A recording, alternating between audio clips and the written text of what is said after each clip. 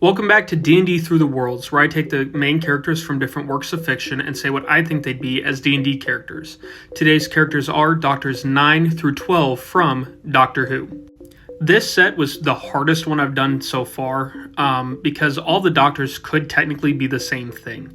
They are technically one person, so it makes sense that they'd all be the same, species and class and background and alignment and everything like that. But I tried to highlight their differences doctor to doctor, and so that's where I've come up with a lot of these. I do have them all as neutral good, though.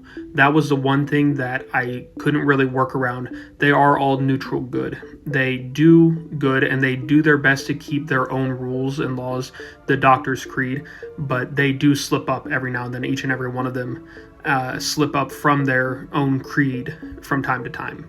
First up, we have the Ninth Doctor, played by Christopher Eccleston. The Ninth Doctor is the one that's the freshest from the Time War. So everything he does, all of his decision making, comes from a warrior or soldier's mindset, and his story is trying to come away from that. And that's the exact reason I have him as a Warforged. He knows war, he knows combat, and trying to find his way in the world, his way as a Doctor, away from that is the main part of his story. I have him as a Zealot Barbarian.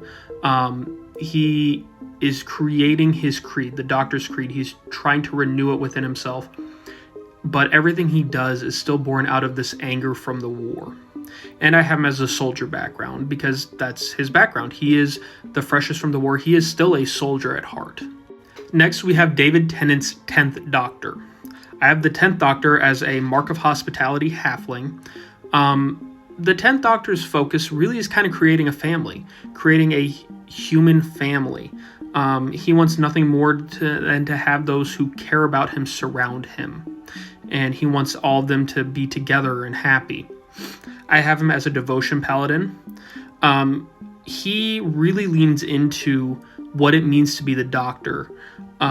He has that very white knight kind of story and personality to him. But throughout his story, he's the one fighting with the Creed the most, I think. And I have him as the folk hero. You see this in his fight against the Master. Martha goes around and spreads the story of the Doctor. And it's very fitting to his personality as the 10th Doctor.